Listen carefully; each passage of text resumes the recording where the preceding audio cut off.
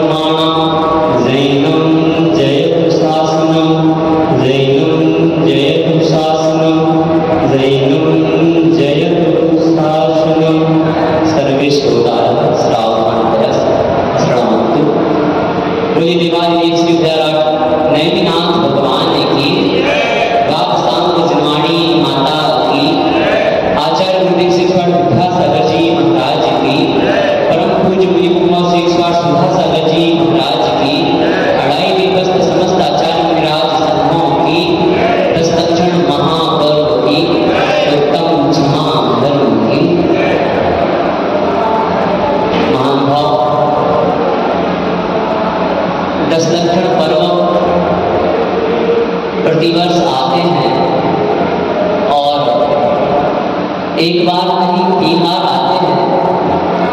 हम मनाते चूंकि एक बार है और वह भादों का महीना है। हर बार हम प्रवचन सुनते आ रहे हैं। मेरा आप सभी से एक प्रश्न है कि 10 लक्षण पर्व क्या है? 10 लक्षण पर्व के जो पहला दिन आज उत्तम क्षमा का दिन है, ये क्षमा धर्म के बारे में आप क्या जानते हैं? जो कोई भी इसके बारे में कुछ बताना चाहता हो वह हाथ उठाए। उत्तम क्षमा धर्म के बारे में या 10 लक्षण पर्व के बारे में आज तक आपने क्या जाना? बताइए। पुरुष वर्ग में कोई प्रश्न? कोई भी नहीं, सबका समाधान प्राप्त है। हाँ, देखिए यह 10 लक्षण पर्व जो है इनका प्रारंभ कैसे हुआ, क्यों मनाए जाते हैं, क्या कारण है, इसको आप सुनते आ रहे हैं। उस दिन प्रसाद सागर जी बता रहे हैं ना, वे हम सब सुन रहे हैं कि किस प्रकार से क्या काल चक्र चल रहा है। सबसे पहले हम चलते हैं करणान योग की ओर। किस प्रकार से काल चक्र चलता है, तो एक काल चक्र जो है वह 20 कोड़ा कोड़ी सागर का होता है और 20 कोड़ा कोड़ी सागर में 2 डिवीजन किए जाते हैं। 10 कोड़ा कोड़ी सागर का अवसर्पणी का और 10 कोड़ा कोड़ी सागर का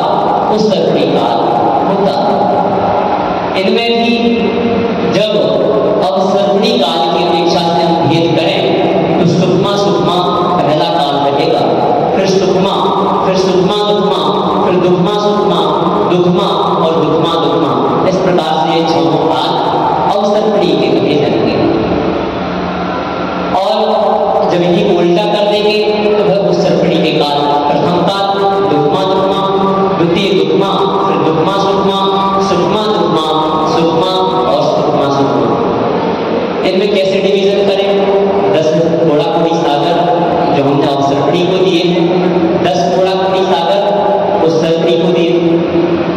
तो सबसे पहले तो अवसर्पणी की अपेक्षा से लगाएं तो सबसे पहला काल जो सुखमा सुखमा काल है वह 4 घोड़ा कोड़ी सागर का होता है। कितने का? उसके पश्चात जो दूसरा काल है वह 3 घोड़ा कोड़ी सागर का, अर्थात सुखमा काल जो है वह 3 घोड़ा कोड़ी सागर का। उसके पश्चात जो सुखमा दुखमा नाम का तृतीय काल है वह 2 घोड़ा कोड़ी सागर का। उसके पश्चात जो चतुर्थ काल है दुखमा सुखमा नाम का वह 42,000 वर्ष कम 1 घोड़ा कोड़ी सागर का। याद रखेगा, सबसे पहले 4, फिर 3, फिर 2 और 42,000 वर्ष कम 1। क्लियर? इसके पश्चात जो 5वां काल आता है वह 21,000 वर्ष का, 6वां काल ही 21,000 वर्ष का। आपने जो वहां 42,000 वर्ष कम किए थे वह यहाँ डिवाइड कर दिए गए। हो गए 10 घोड़ा कोड़ी सागर, 4 + 3 + 2 + 1 हो गए 10 टोटल। तो 10 घोड़ा कोड़ी सागर का है क्या हुआ? अवसर्पणी काल। इसी प्रकार से उत्सर्पणी काल में भी हमें लगा देना चाहिए। तो जब अवसर्पणी काल का समापन होता है उस समय जब श्रावण बदी एकम होती है, अंत में पहले कुवृष्टियां होती हैं, 7 प्रकार की कुवृष्टियां 7-7 दिन तक होती रहती हैं। और जब श्रावण बदी एकम से सुवृष्टियां प्रारंभ हो जाती हैं और सुवृष्टि वहां से होती है और 7-7 दिन तक इस प्रकार से सुवृष्टियां चलती हैं और 49 दिन तक वह सुवृष्टियां होती हैं। तो 30 दिन तो श्रावण और 15 दिन भादों के, कितने? 30 दिन तो कृष्ण पक्ष के और शुक्ल पक्ष के, बदी के और शुक्ल पक्ष के, तो कितने हो गए? 30।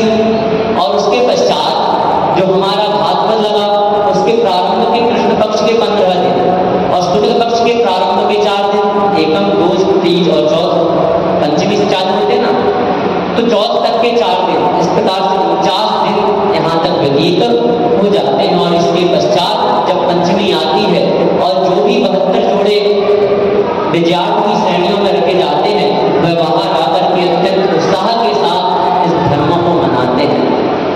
धर्म क्या है इसको हम समझते हैं।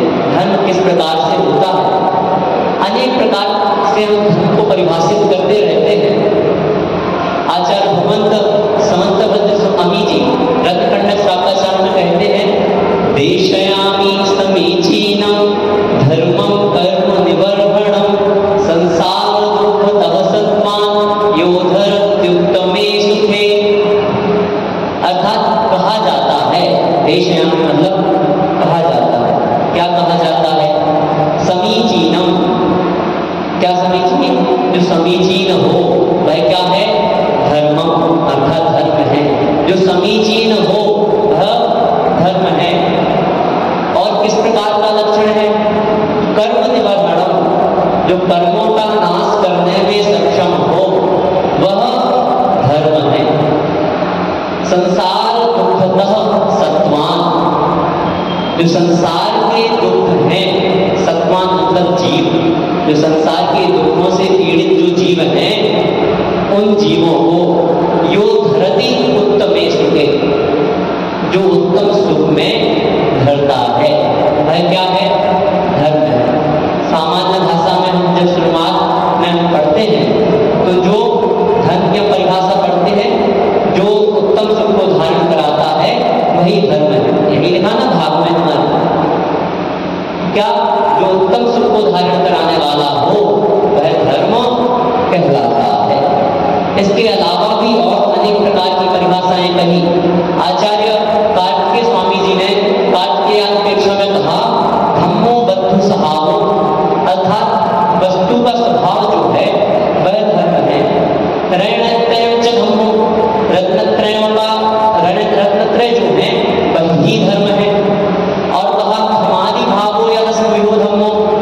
क्षमा आदि 10 प्रकार के भाव हैं, वह भी धर्म है। और एक और कहा, जीवाणु रक्षणम धर्मो, जीवों की रक्षा करना धर्म है। इसी प्रकार की भावना आचार्य उमा स्वामी जी ने भी व्यक्त की, कहा परस्पर उपग्रहो जीवाणु, अर्थात जो परस्पर में उपग्रह का भाव, उपकार का भाव जो है, जीवों के प्रति जो उपकार का भाव है, वह इस जीव का कर्तव्य है, इस जीव का धर्म है। जो कर्तव्य होता है वही तो धर्म है। जिस कर्तव्य का आप पालन कर रहे हो, इस धर्म में 2 प्रकार से बात कही जाती है। कथन की 2 प्रकार की पद्धतियां हैं। कौन कौन सी है? कौन कौन सी कथन की पद्धति है? शाबाद एकांत कह लीजिए, अन्यथा नयों की अपेक्षा से लगाएं जब व्यवहार और निश्चय, ठीक है ना। तो व्यवहार और निश्चय 2 प्रकार की कथन की शैली है। किस प्रकार से? जब हम व्यवहार में रहेंगे तो हमारा दूसरों पर उपकार का भाव रहेगा। निश्चय में किसी दूसरे का उपकार, निश्चय में किसी का उपकार होता है, किसी का उपकार नहीं। जब निराज अपने मूल गुणों में निरत रहते हैं, सामायिक में निरत रहते हैं, तब क्या वे किसी का उपकार करते हैं? नहीं करते। केवल अपनी आत्मा का चिंतन करते हैं, हमारी आत्मा का स्वरूप कैसा है उसका चिंतन किया जाता है, और वह निश्चय अवस्था को उस समय प्राप्त होते हैं। लेकिन जब वही निराज व्यवहार दीक्षा में वर्तमान में आते हैं, तो आहार के लिए उठते हैं, आपके लिए हित का उपदेश देने में सामने आते हैं, आपको उपदेश देते हैं, वह व्यवहार के द्वारा आपको उपदेश दिया जा रहा है। तो इस प्रकार से 2 प्रकार की कथन की शैली हमारे आगम में बताई, और दोनों प्रकार की शैली को हमें धारण करते हुए चलना है। अगर दोनों नयों की शैली को धारण नहीं करेंगे तो बड़ा ही नुकसान हमारा। नुकसान क्या है? हम अगर व्यवहार में ही जिए तो हम केवल व्यवहाराभासी बनकर रह जाएंगे। हम केवल बाहरी जो क्रियाकलाप हैं उनमें ही फंस करके रह जाएंगे। सुबह से अभिषेक होता है, क्या होता है? पूजन करते हैं ना। किसकी क्रिया है? निश्चय नहीं की। किसकी क्रिया है? व्यवहार की क्रिया है ना। क्या है? व्यवहार की क्रिया है। अब उस क्रिया में हम निश्चय कैसे खोजें? उस क्रिया में निश्चय खोजने के लिए हमारे लिए जो हम पूजन कर रहे हैं उसमें विवेक को लगाना पड़ेगा। धर्म किसके हैं? श्रावक के धर्म है ना। श्रावकों के लिए भी धर्म कहे, तो जब श्रावक को लिए धर्म कहा गया, श्रावकाचार्यों का वर्णन किया गया, तो श्रावक के लिए क्या कहा?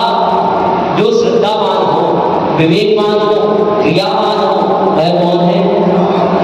हम मंदिर आए, मंदिर आकर के हमने 4 लोगों को देखा अभिषेक करते हुए। एक व्यक्ति जो है अलग पद्धति से अभिषेक कर रहा था, और हमने अपने परिणाम खराब कर लिए कि हम एक इस प्रकार से अभिषेक कर रहा है या एक भिन्नता से अभिषेक कर रहा है। तो उस समय परिणाम हमें अपने खराब नहीं करना। समझा सको तो समझाओ, क्या करो? समझा सको तो समझाओ, अन्यथा साम्य भाव वहां से धारण करो। क्योंकि कई प्रकार के लोग होते हैं, हम भी अनेक जगह के अनुभव लेकर बैठे हैं। देखा जाता है कुछ व्यक्ति तो अत्यंत शांत स्वभावी होते हैं, लेकिन कुछ व्यक्ति ऐसे भी होते हैं जिन्हें किंचित कुछ हो जाए और क्रोध भाव उनका जागृत हो जाता है, उन्हें क्रोध तुरंत ही आ जाता है। उनकी थाली अगर किसी ने टच कर ली, उनसे अगर किसी ने आगे खिसकने के लिए कह दिया, उनसे अगर किसी ने थोड़ा सा भी कुछ उनके विपरीत कह दिया, तो उन्हें क्रोध अत्यंत जल्दी आ जाता है। और वहां हमें क्या करना है? धर्म करना है। और जा कहाँ रहे? विकारी परिणामों की ओर जा रहे हैं। ये धर्म जो आए हैं, ये क्या सिखाने आए कि जो विकारी परिणाम इस आत्मा के हैं, उन विकारी परिणामों से दूर हट करके हम अपने आत्मा के जो शुद्ध भाव हैं उनको ग्रहण करें। आत्मा के शुद्ध भावों को ग्रहण करने के लिए मंदिर में भी हमें किस प्रकार से आना है, उस बात को भी हमें प्रारंभिक रूप से ध्यान रखना चाहिए। क्योंकि प्रारंभिक क्रिया हमारी क्या है? देव पूजा। क्या कहा? देव पूजा कही ना। प्रथम कर्तव्य क्या श्रावक का?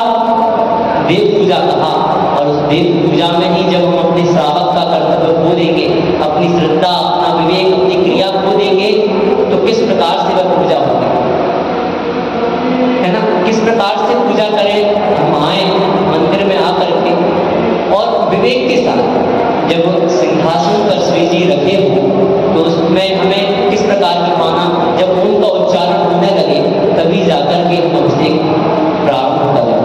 जब कर्मों प्रबंध वाला अपन बोलते हैं, उसके पश्चात जब ओम की ध्वनि प्रारंभ होती है तब जाकर के हम अभिषेक का कार्य करें। उसके पश्चात हम देखते हैं अनेकों लोग आते हैं और श्री जी के चरण स्पर्श करने लगते हैं। पांडुक शिला पर अभिषेक कर रहे हैं और उस समय में हम अगर श्री जी के स्पर्श ना करें तो बहुत उचित है। लास्ट में जब परिमार्जन होता है तब आप अच्छे आराम से परिमार्जन करने के पश्चात आप चरण स्पर्श करें, वो आपकी सुविधा अनुसार है, ऐसा नहीं, नियम नहीं है। आपने अभिषेक कर लिया, अभिषेक करना ही सर्वोत्तम है, शेष व्यवस्था अनुरूप कार्य करने चाहिए। हम आचार्य के पास जाएं और जाकर के कहें कि हमें तो चरण ही छूना है, क्या कहें, चरण ही छूना है। अब चरण छूने के लिए अड़ जाएं, आचार्य चल रहे हैं, बीच में हाथ लगा दें, ये हमारा विवेक नहीं है। विवेक जो होगा वह विवेक क्रिया ही होगी, और विवेक जब हम रखेंगे तो हम पांडुक शिला पर चरण स्पर्श नहीं करेंगे। वहाँ उन्हीं हाथों में, हम अपने हाथ में भी जल लगेगा वही, और वही जब हम श्री जी के चरणों में भी स्पर्श हो रहा है। गंधोदक कब लगाएं इसका भी ध्यान रखें। जब हमारा पूर्ण रूप से प्रसाद हो जाए, श्री जी विराजमान हो जाए, उसके बाद ही आप गंधोदक लें तो सर्वोत्तम है। हाँ, कोई बात आपको जल्दी जाना हो तो विशेषता अलग है ना। अगर आप कहीं जाना हो तो वह दूसरा मार्ग है। आपका श्रेष्ठतम मार्ग तो क्या है कि आपका जब तक परिमार्जन नहीं हो जाता है तब तक आप गंधोदक नहीं लें, थोड़ा और वेट कर लें, 2 मिनट लगेंगे, 5 मिनट लगेंगे, है ना। तो इस प्रकार की क्रियाओं को जागृत करें। पूजन में भी देखें, पूजन में हम जल्दीबाजी नहीं करें। हमें अगर 5 पूजा करनी है, 7 पूजा करनी है, तो पूजन की गिनती के अनुरूप पूजा नहीं करें, उसका अर्थ समझ करके पूजा करें। भले ही हमें 3 पूजा कर पाएं, 4 पूजा कर पाएं, लेकिन आराम से करें। उसको लपसी, जिस प्रकार से हम बना देते हैं ना, लपसी चाटना कहते हैं, उस प्रकार से हम पूजन का हुआ ना बनाएं, है ना। पूजन को बड़े ही आराम से और शांत भाव से करना चाहिए। ऐसा नहीं हम जल्दी जल्दी पूजन करके और निकल लिए। आपके पास 1 घंटे का समय है, आधे घंटे का अगर समय है तो आप 2 पूजन कर लीजिए, 1 घंटे का समय है तो 4 पूजन कर लीजिए, लेकिन आराम से पूजन कीजिए। अब हम चलते हैं आज के धर्म की। आज का धर्म कौन सा है? क्षमा धर्म। तो सबसे पहले तो यही जान लें कि जो 10 लक्षण धर्म आए हैं, यह 10 लक्षण धर्म है या 10 प्रकार के लक्षणों वाला धर्म है। क्या है? क्योंकि धर्म की परिभाषा तो हमने समझ ली ना, अनेक प्रकार के धर्म की परिभाषाएं बता दी और सब में समानता है, कोई परिभाषा भिन्न नहीं है। चाहे क्षमा भाव वाली परिभाषा हो कि क्षमा आदि जो 10 धर्म हैं वही धर्म है, रत्नत्रय ही धर्म है, या जीवों की रक्षा करना ही धर्म है, आदि जो भी हमने परिभाषाएं पढ़ी वह भिन्न भिन्न नहीं है, सब में एक रूपता ही बैठती है। और उसी प्रकार से जब हम 10 लक्षण धर्म को कहेंगे तो जो 10 लक्षणों वाला धर्म है वह ही 10 लक्षण धर्म है, या जो यह 10 लक्षण धर्म है यह भी धर्म है। क्या है? यह भी धर्म है। हम अनेकांत पद्धति वाले हैं। किस पद्धति वाले हैं? अनेकांत पद्धति वाले हैं, और हमारे लिए ही से भी की ओर जाना होता है। क्या करना होता है? ही से भी की ओर। आप व्यवहार में जब अपने दुकान पर कोई कार्य करते हैं और नौकर कोई गलती कर देता है तो वहाँ आप क्या करते हैं? चलो हो गई तो कोई बात नहीं, ये भी हो जाता है। ये नहीं होना चाहिए, ये ही नहीं होना चाहिए, वहाँ अगर आप लगा लेंगे तो आपका व्यापार चलने वाला नहीं है। ऐसा ही हो, ये आप वहाँ नहीं कर सकते, वहाँ आप ही लगाते हैं। चलो आप ऐसा भी हो गया, कोई बात नहीं, अगली बार तो हम अगली बार पर वहाँ छोड़ देते हैं। तो यहाँ 10 लक्षणों वाला जो धर्म धर्म हैं। यहाँ 10 प्रकार के लक्षण आचरण उमा स्वामी जी ने तत्वास्तु जी में कहे। उत्तम क्षमा मार्दवार्जव सौम सत संयम तपस्त्यागा किंचन्य ब्रह्मचर्याणि धर्मा, अर्थात उत्तम क्षमा मार्दव आर्जव शौच सत्य संयम तप त्याग आकिंचन और ब्रह्मचर्य, ये 10 प्रकार के लक्षणों वाला जो है वह धर्म है। इन धर्मों को हम ग्रहण किस प्रकार से करें? सबसे पहले तो हम ये देख लें कि सुबह हम पूजन में जब इन धर्मों को पढ़ते हैं तो उसमें पूजन में कुछ मिस्टेक रहती है। जैसे सत्य धर्म पूर्व में आ जाता है, जबकि आचार्य उमा स्वामी जी ने, आचार्य पूजपा स्वामी जी ने प्रारंभ में ही शौच को कहा। क्यों? क्योंकि क्रोध मान माया को इन 4 कसायों के 6 से प्रारंभिक जो उत्तम क्षमा उत्तम आर्दव उत्तम आर्जव और उत्तम शौच धर्म है यह प्रकट होते हैं। तो आज जैसे हम सुबह पूजन में शौच का अर्थ हमने पहले पढ़ा, सत्य का बाद में पढ़ा। जो भी पूजन में सम्मिलित थे सामूहिक पूजन में उन्होंने गौर किया। तो कुछ लोग शायद कुछ लोगों को ऐसा लगा कि भैया जी विस्मृत हो गए हैं, है ना। तो उस समय हमें यह ध्यान रखें, शुरुआत में जब हम पढ़ते हैं उत्तम क्षमा आर्दव आर्जव भाव है, शौच सत्य पढ़ते हैं, सत्य शौच पढ़ते ना, शौच सत्य संयम तप त्याग उपाव है। उसी प्रकार से जयमाला में भी ध्यान रख लें, जयमाला में भी शौच की पंक्ति ऊपर पढ़ लीजिए, सत्य की बात में पढ़ सकते हैं, जिससे हमारा जो क्रम है वह एक साथ लगा रहता है। कुछ पुरानी जिनवाणियों में तो क्रम इसी प्रकार से है, लेकिन बाद की जिनवाणियों में क्रम किस प्रकार से परिवर्तित होगा यह समझ नहीं आई, है ना। तो इसका भी ध्यान रखें। और भी अब ये बात आई तो 1-2 चीज और, जैसे 16 कारण भावना की पूजन हम करते हैं तो क्या करते हैं, 8 पंचमेरु में तो क्या 8 धर्म में अरब बनाए ध्यान पूजन से जाए महासुख होए देखे नाथ परम सुख हो। और 16 कारण भावना में दर्श, थोड़ा याद दिलाइए, दर्श विशुद्धि भावना भाई 16 की कर पाए परम गुरु हो जय जय नाथ परम गुरु। तो यहाँ एक में तो हो है और एक में हुए। क्या है? हो किसमें है? पंचमेरु में, शायद पंचमेरु पूजन में तो हो है, और जो 16 कारण पूजन है उसमें हुए है ना। तो उस चीज का भी ध्यान रखें। 8 धर्म में अरग बनाए ध्यान पूजन से जाए महासुख हो देखे नाथ परम सुख हो। और वहाँ 16 कारण में होए दर्श बुद्धि भावना भाए 16 कर पद पाए परम गुरु होए जय जय नाथ परम गुरु। शायद उल्टा बोल दिया हमने, या सही है? हाँ, तो इस प्रकार से आप देख लीजिएगा, जिनवाणी में तो सुबह और सुधार कर देंगे। तो इस प्रकार से दोनों आप जब देखेंगे तो उनमें इस प्रकार का डिफरेंस रहता है। और हमें कितने भी पूजन याद हो, हम अगर देख करके पूजन करते हैं तो हमारी शुद्धता बढ़ती जाती है। तो हम हमेशा ध्यान रखें कि हम जिनवाणी में ही देखकर पूजन करें, जिससे हमारा जो एक तो दिमाग है वह भी स्थिर रहता है। हो सकता है हम बिना देखे पूजन कर रहे हो, जैसे भक्तामन में कई बार हो जाता है ना। कल्पांत काल नक्र चक्रम कल्पांत काल मनता चलता चले ना, है ना। कल्पांत काल वहनी कल्पम, है ना। कभी छठवें से सीधे 40 में लगभग पहुंच जाते हैं, 16 में भी पहुंच जाते हैं। तो इस प्रकार से हम भूल जाते हैं। उसी प्रकार से पूजन में भी हमारे साथ जब हमारा मन इधर उधर हो जाता है तो हम विस्मृत हो सकते हैं। इसलिए आप उचित रूप से तो जिनवाणी सामने रखकर ही पूजन करें, है ना। तो यह विवेक हमें जागृत करना चाहिए। इन जो 10 प्रकार के धर्म हैं, इन 10 धर्मों में प्रथम धर्म उत्तम क्षमा नाम का धर्म जो है यह क्रोध के नाश से प्राप्त होता है। जब हम क्रोध का नाश करते हैं, अपने अंदर का जो एक विकारी परिणाम है, क्या क्रोध जब प्रतिक्रमण किया जाता है तो उस समय अपनी यही सारी गलतियां गिनाई जाती हैं। मैं दुष्टी हूँ, दुरात्मा, जड़ बुद्धि, क्रोधी, मानी, मायावी, लोभी, अनेक प्रकार से जो भी हमारे अंदर के विकारी परिणाम हैं उन सारे विकारी परिणाम को वहां गर्वित किया जाता है। पीछे तक सबको आवाज आ रही है ना अच्छे से? कोई सो तो नहीं रहा?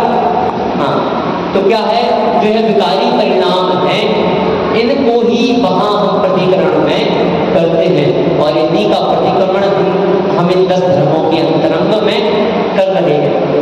जितने भी विकारी परिणाम हैं, उन विकारी परिणाम को हम यहाँ छोड़ने का भाव जागृत कर रहे हैं। किस प्रकार से हमारे में विकारी परिणाम छूटेंगे, किस प्रकार से हमारे में विकारी परिणाम जो हैं, उन विकारी परिणाम हमारे अंतरंग के जो परिणाम हैं उन रूप परिणमित हो जाएंगे। कब हमारा में क्रोध भाव जो है वह क्षमा भाव में परिणत हो जाएगा।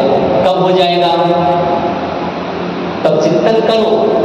यह जरूरी नहीं कि हमारे 10 लक्षण धर्म आए और 10 लक्षण धर्मों में हमने 10 लक्षण धर्म के प्रवचन सुने और प्रवचन सुनने के बाद 10 धर्मों के बाद हमारे वह 10 धर्म खत्म, फिर हमारे वह 10 धर्म नहीं है।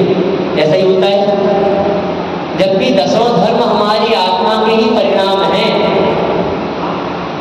जितने भी धर्म हम यहाँ समझ रहे हैं वह सभी किसके परिणाम हैं?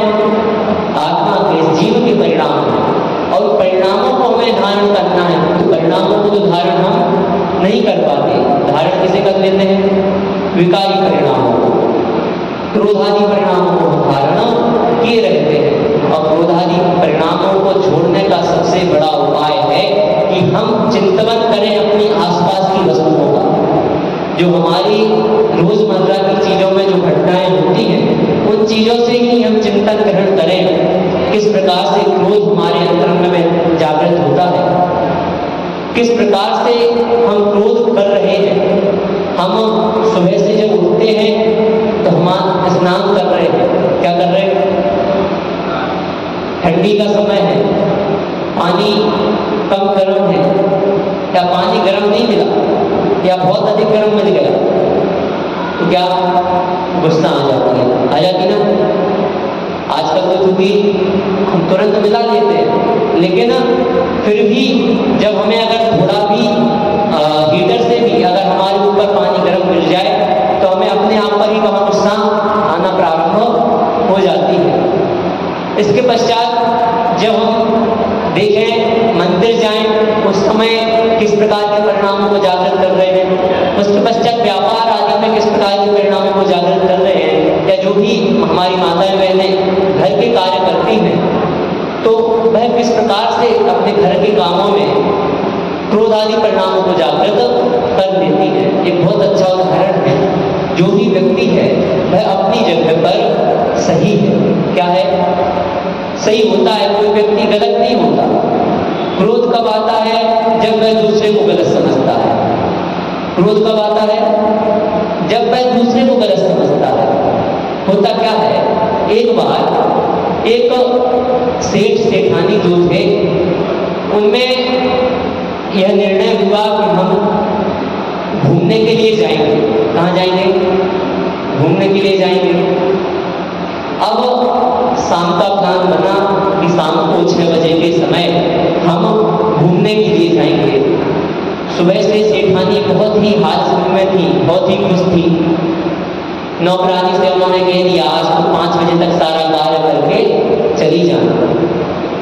एक दिन पूर्व में ही उन्होंने बता दिया कि तुम कल जल्दी आकर 5 बजे तक सारा काम करके चले जाना।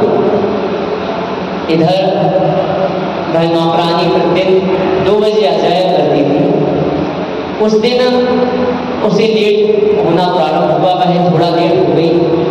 उसके घर में भी कोई आवश्यक कार्य थे और इस कारण से वह थोड़ी लेट होती गई। यहाँ सेठानी जैसे ही 2 बजे और सोचा अभी तक नहीं आई, मैंने तो कहा था पूर्व में आ जाना, पहले आ जाना।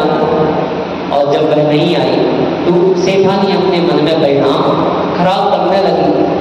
जैसे ही 2:15 हुए, अरे किस प्रकार की नौकरानी रखी है, किस प्रकार से काम करती है, किसी काम की नहीं है। थोड़े और जब 2:30 बजे और बुरे परिणाम, अरे गालियां देने के परिणाम आने लगे। किस प्रकार की नौकरानी है, यह है वह है, अनेक प्रकार से जो भी आपके मन में आते हो। ठीक है। उसके पश्चात जब वह नौकरानी 5 बजे करीब आई तो सेठानी ने कहा कि अब हमारे जाने का समय हो गया, अब तुम आ रही हो, और उस पर बसना चालू कर दिया। जबकि वह जो थी उसके घर पर पुत्र बीमार था और वह पुत्र को वहाँ इलाज करने के लिए ले गई, उसको पुनः घर छोड़ा, उसके पश्चात वह अपने काम पर गई।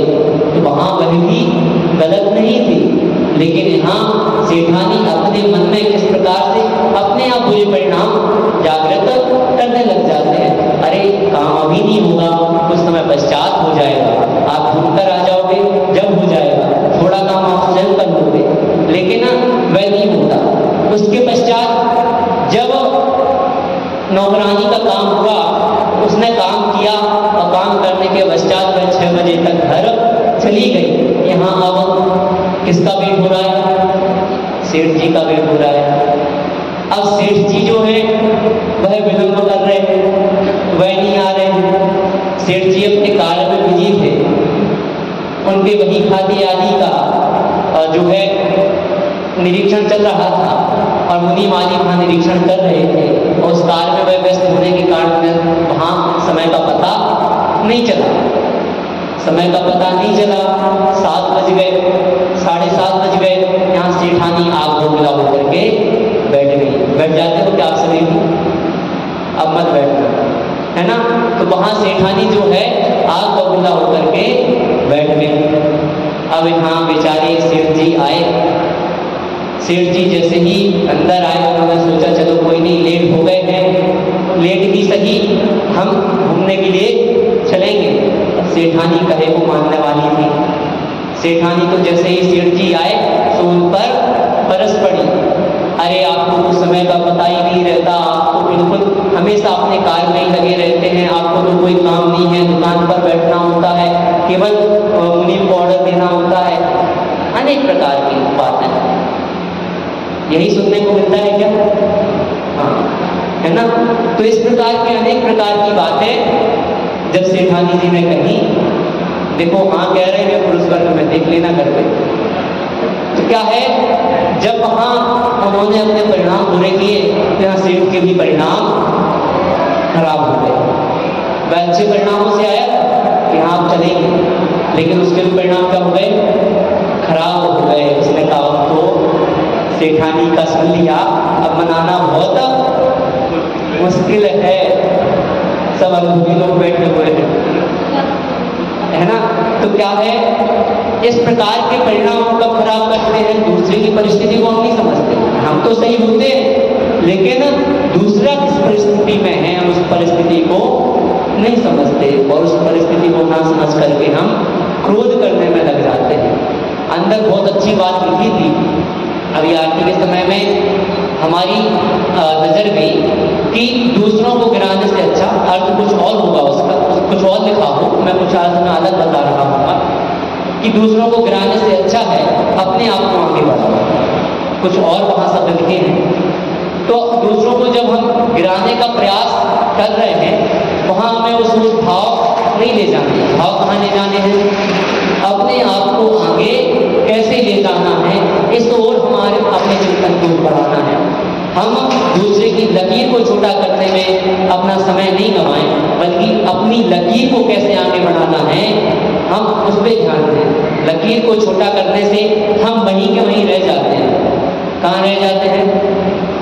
जब हम किसी को पीछे करने का प्रयास करते हैं तो वहीं के वहीं रह जाते हैं, लेकिन जब हम अपनी लकीर को आगे बढ़ाने का प्रयास करते हैं तो हम आगे बढ़ते हैं, उस अपने मार्ग से आगे बढ़ते हैं। किसी और को नहीं देखें, किसी और को नहीं देखें कोई और क्या कर रहा है, बल्कि हम इस चीज को देखें कि हमें क्या करना है, हम कितने रूप से आगे बढ़े, हम अपने भावों में कितनी विशुद्धि ला पा रहे हैं, हम अपने आप को ही मात देते चले, अपना ही जो रिकॉर्ड है उसको ही ब्रेक करते चले, है ना।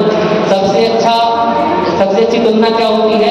अपने रिकॉर्ड को ब्रेक करना। आप कभी भी अनुभव करना, जितने भी खिलाड़ी होते हैं वह दूसरे के रिकॉर्ड को ब्रेक करने का नहीं सोचेंगे।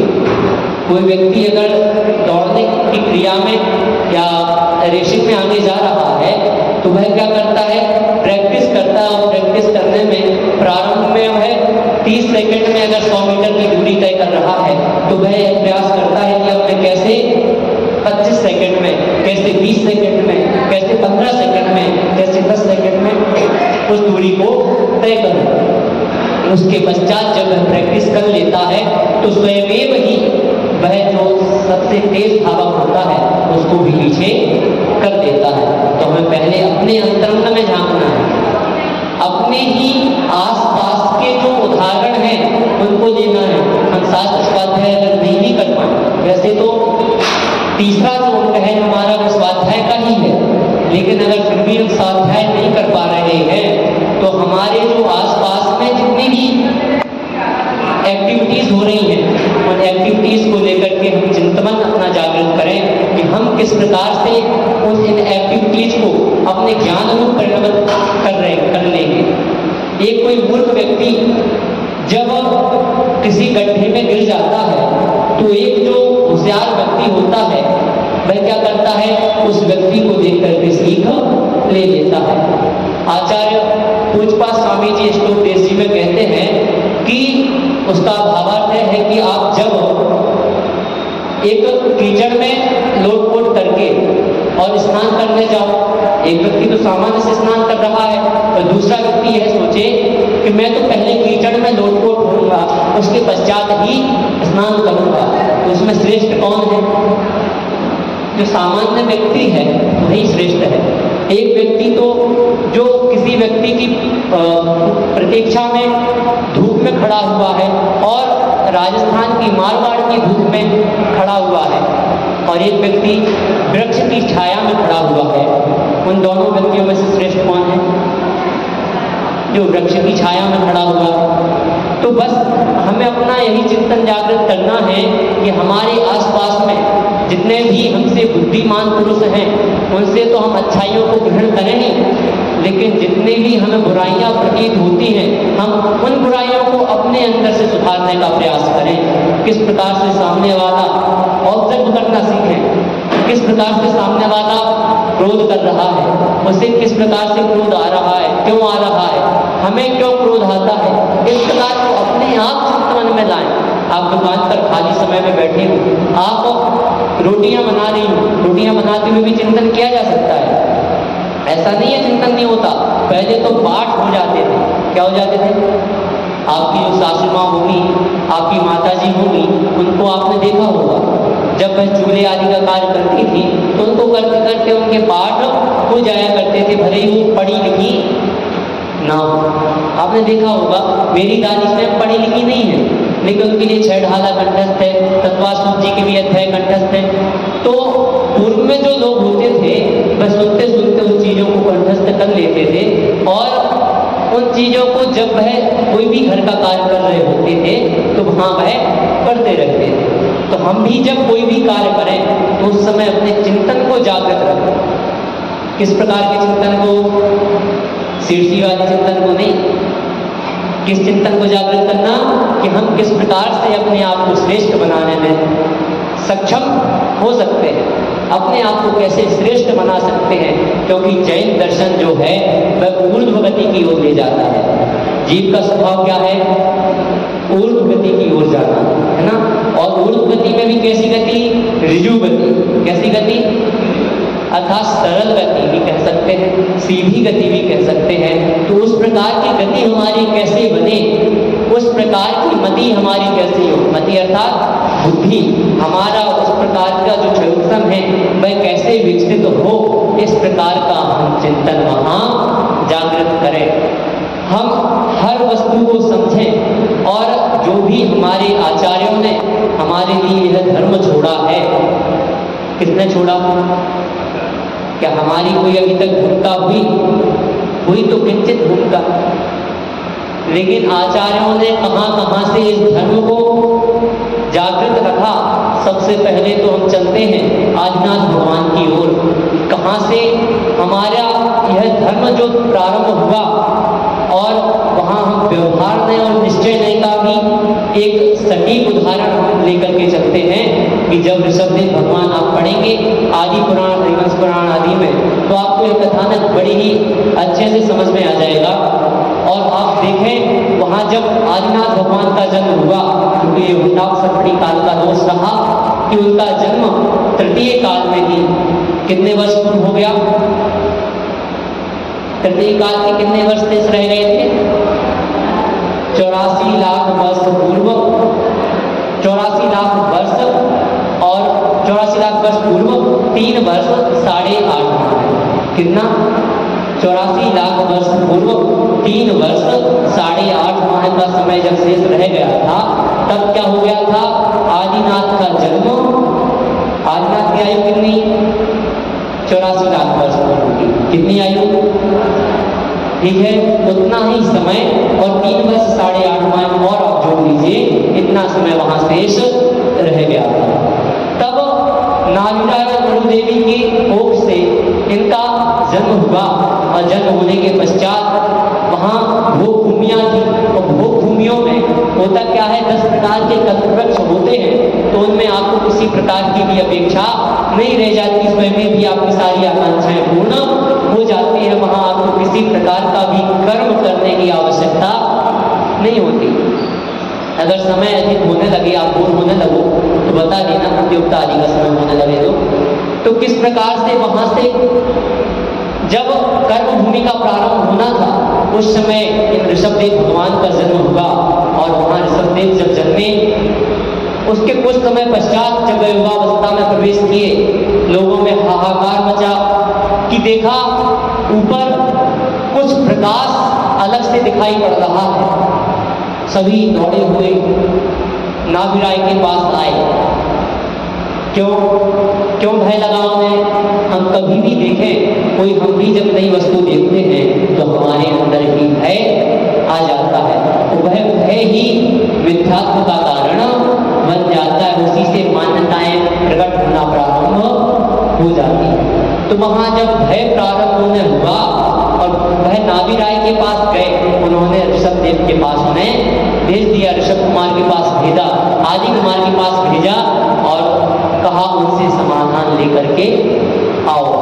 उन्होंने उन्हें समझाया, उनका समाधान किया कि अब कर्म भूमियां प्रारंभ होने वाली हैं और कर्म भूमियों का जब प्रारंभ होगा तो आपको अब जिस प्रकार से भोग भूमि में सारी सुविधाएं थी, अब वह नहीं मिलेगी। आपको वहां कर्म करना पड़ेगा, आपको वहां खेती आदि करना पड़ेगी, अनाज उगाना पड़ेगा, तब जाकर के आप अपने पेट को संतुष्ट कर पाओगे।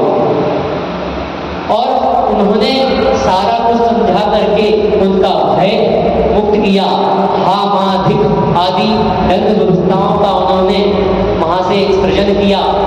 उसके पश्चात असी मसी कृषि विद्या वाणिज्य शिल्प आदि का भी परिवर्तन किया। किस प्रकार से गायों को पालना है, किस प्रकार से पेट का भरण करना है, किस प्रकार से नगरियों की रक्षा हो, इस सारा का सारा वहां उन्होंने अयोध्या नगरी में यह सुचारू रूप से वहां प्रारंभ कराया। उन्होंने सभी क्षेत्रों को विभाजित किया, एक सी नगरियां बसवाई। वर्तमान में हमें पता है कि सबसे समृद्धशाली गणराज्य कौन सा था वर्तमान में? वैशाली गणराज्य। कौन सा गणराज्य? वैशाली गणराज्य, जो महावीर का गणराज्य रहा, और उस गणराज्य को हम सबसे श्रेष्ठ गणराज्य मानते हैं और वह सुव्यवस्थित था। उसी प्रकार से आदिनाथ के समय में जब उन्होंने, क्योंकि पूर्व में तो विभाजन नहीं था, विभाजन जब उन्होंने किया इस आर्यखंड का, इस आर्यखंड विभाजित करते हुए उन्होंने अनेक प्रकार की नगरियों के नाम दिए, वहां राजाओं को बसाया, अपने समस्त पुत्रों को विद्याएं दी, समस्त पुत्रियों को, जो उनकी 2 पुत्रियां थी, ब्राह्मणी और सुंदरी, उन पुत्रियों को भी उन्होंने विद्या दी। और उसके पश्चात वह दीक्षा को अंगीकार कर लिए। उसके पूर्व में, दीक्षा के पूर्व अभी एक चीज और शेष है जो मैं आपको मुख्य रूप से बताना चाहता हूं कि उन्होंने क्षत्रिय, वैश्य और शूद्र इन 3 वर्णों की स्थापना की। किन की? पीछे आ रही आवाज। किन वर्णों की स्थापना की? क्षत्रिय, वैश्य और शूद्र, इन 3 वर्णों की स्थापना किसने की? आदिनाथ भगवान ने। तो वहां से उन्होंने क्योंकि उस समय उन्हें आवश्यकता यह लगी कि जो क्षत्रिय हैं वह नगर की रक्षा करेंगे। नगर की रक्षा करने के लिए उन्होंने क्षत्रियों को बनाया नहीं, उन्हें एक संज्ञा, जो भी रक्षा करेंगे उन्हें क्षत्रिय संज्ञा को प्राप्त कराया। जो वैश्य वह व्यापार आदि के क्रिया में संलग्न रहे। शूद्रों में भी दो प्रकार के शूद्र थे, एक तो स्पष्ट शूद्र और दूसरे अस्पष्ट शूद्र। आचार्य जिनसेन स्वामी ने बड़े ही अच्छे से इसका वर्णन किया है। स्पष्ट शूद्र में जो स्पर्श करने योग्य थे, जैसे धोबी आदि जो थे, है ना, जो भी ऐसे कार्य करते थे और उनको हम स्पर्श कर सकते थे। अस्पृश्य शूद्र जिनको स्पर्श आदि नहीं किया जाता था, लेकिन कारण प्रत्येक चीज के पीछे होता है। अब वर्तमान परिस्थिति में आप कहें अस्पृश्य शूद्र आपके मंदिर में नहीं आ रहे, ये बहुत बड़ी बात है, इसके पीछे बहुत बड़े बलिदान रहे। आज हम क्षेत्रों को टूरिस्ट प्लेस बनाने के लिए, पर्यटन स्थल बनाने के लिए किसी को भी प्रवेश दे देते हैं। और हमने तो अनेक स्थल ऐसे देखे जहाँ मदिरा पान करके, गुटखा खा करके लोग मंदिर में प्रवेश कर रहे हैं। एक स्थल तो ऐसा देखा जहाँ वेदी खुली हुई है और उस खुली वेदी पर जाकर के सामान्य वस्त्रों में ही जूठे मुंह ही और मूर्ति को स्पर्श कर रहे हैं, मूर्ति को स्पर्श करते हुए फोटो खिंचा रहे हैं।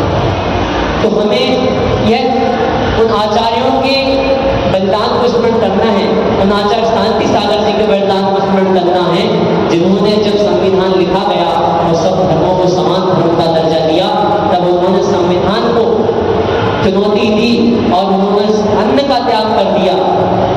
और अन्न का त्याग करके वह अनशन पर बैठ गए कि जब तक जैन धर्म को एक अलग धर्म का दर्जा नहीं मिलेगा, तब तक मैं अन्न का एक कण भी अंगीकार नहीं करूंगा। उन शांति सागर महाराज की अवहेलना करने का सबसे बड़ा दोष अगर कोई है तो मंदिरों में ऐसे व्यक्तियों को जो मांसाहार करते हो, जो व्यक्ति विपरीत आचरण वाले हो, ऐसे व्यक्तियों को प्रवेश देना मतलब आचार्य शांति सागर जी की अवहेलना करना है। उन आचार्यों की अवहेलना करना है जिन आचार्यों ने हमारे धर्म को बचाने के लिए अपना बलिदान दिया। तो वहाँ अस्पृश्य शूद्र का मतलब ये कतई नहीं है कि वह बिल्कुल ही निम्न हो गए या बीच में जो कार्य होने लगे थे, जो कुप्रथा प्रचलित हो गई थी कि उनके साथ दुर्व्यवहार किया जाने लगा था, ऐसा कोई दुर्व्यवहार उस समय नहीं किया जाता था। सभी समान रूप से सभी बहुत ही प्रसन्न रहा करते थे। हाँ, अस्पृश्य का मतलब इतना इसलिए क्योंकि जो जिस प्रकार के कार्य करता है उसका, उसके विचार, उसके परिणाम तदरूप परिणत हो जाते हैं। आपने यह अनुभव किया होगा, आप देखते हो कोई ऐसे व्यक्ति हैं जो झाड़ू आदि लगाने का कार्य करते हैं या साफ सफाई आदि का कार्य करते हैं, तो वह अपने हाथों की शुद्धि का भी ख्याल नहीं रखते। आपने अनेक बार देखा होगा वह व्यसन आदि का सेवन करते हैं, गुटखा आदि खाते हैं, तो उन्हीं हाथों से वे गुटखा आदि भी खा लेते हैं।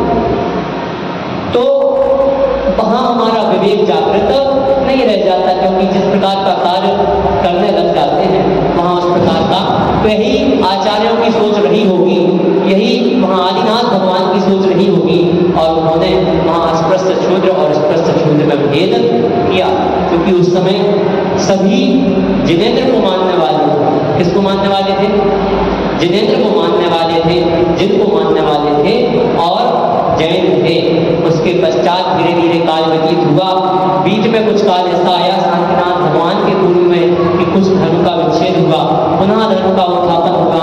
आचार्य महावीर स्वामी जी ने पुनः धर्म को प्रचारित किया और उन्हीं की हम शासन काल में आज अपना समय व्यतीत कर रहे हैं। और हमारे शास्त्रों की लेखन परंपरा प्रारंभ हुई, और लेखन परंपरा जब प्रारंभ हुई उसका आपको सभी को पता है कि उसके पीछे का कथानक क्या है। आचार्य पुष्पदत्त और धूपबली स्वामी जी ने किस प्रकार से आचार्य धरसेन स्वामी के संरक्षण में संत भंडारण जी का जो है लेखन कार्य किया और हमारा ग्रंथ लिखना वहां से प्रारंभ हुए।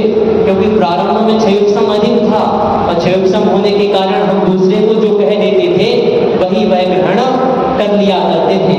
और जैसे ही वह क्षयोक्षम घटा, शास्त्रों को लेखन करने की बात प्रारंभ हुई, तो वहां से लेखन कार्य प्रारंभ होने लगा।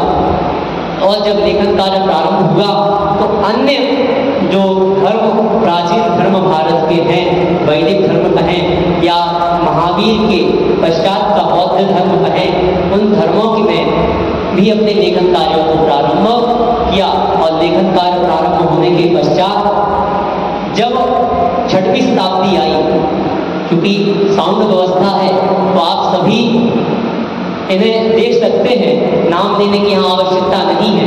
6वीं शताब्दी में जब आचार्य रविसेन आदि हुए, जो ब्राह्मण धर्म को अंगीकार किए हुए थे, और ब्राह्मण धर्म का सृजन कब से हुआ?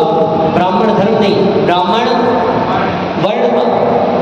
तो भरत चक्रवर्ती जब हुए तो उन्हें एक और आवश्यकता लगी कि अभी हमें एक ऐसे समुदाय की जरूरत है, एक ऐसे वर्ण की जरूरत है जो हमारे धर्म को भी आगे बढ़ाए, जो धर्म कार्य को भी करे, धर्म कार्य का भी प्रचार करे। तो उन्होंने कुछ व्यक्तियों को बुलाया और व्यक्तियों को बुला करके उन्होंने उनकी परीक्षा ली और परीक्षा के अनुरूप लेकर के जो परीक्षा में सफल हुए उन्हें ब्राह्मण वर्ण की संज्ञा दे दी। और जब आदिनाथ के समोषण में पूछा कि यह मैंने वर्ण की स्थापना की है, तो उन्होंने कहा आपने जो है वर्ण स्थापित किया है, यह आगे जाकर के धर्म में परिणत हो जाएगा और अनेकानेक मतों में परिवर्तित होता जाएगा। और उसी समय से जब मारीच आदि ने मतों का प्रचलन किया, क्योंकि समय अधिक हो रहा है, अपन जो शास्त्र लेखन आदि की परंपरा, शास्त्र विच्छेद आदि की परंपरा है, वह आगे के दिनों में समझते हैं। आज हमें बस यही समझना है कि जो आज का धर्म है, उत्तम क्षमा धर्म, उस धर्म को हम किस प्रकार से धारण कर सकते हैं। क्योंकि हमने क्षमा धर्म के बारे में अधिक इसलिए नहीं बताया कि आप लोगों को क्षमा धर्म का सुनते सुनते इतना अनुभव हो गया है कि आप क्षमा को सुनते तो बोर हो जाते हैं, है ना।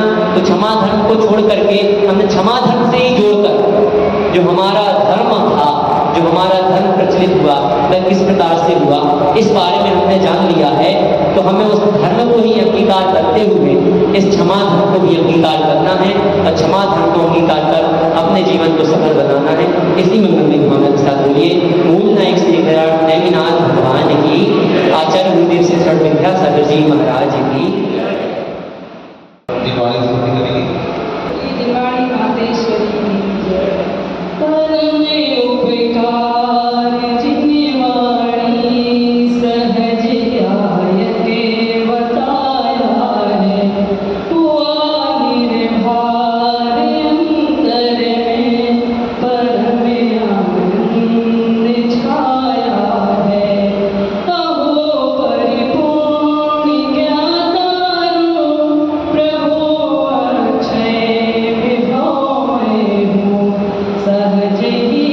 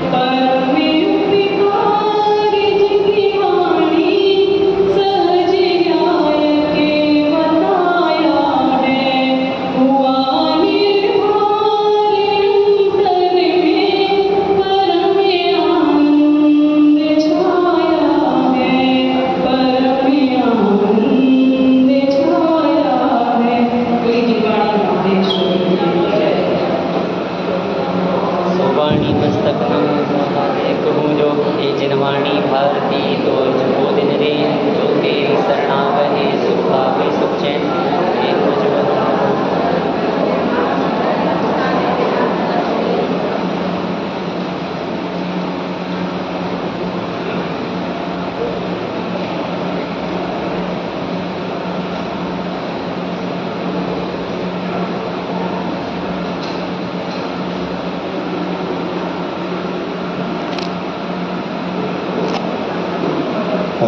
मुझे द्वादश शांति से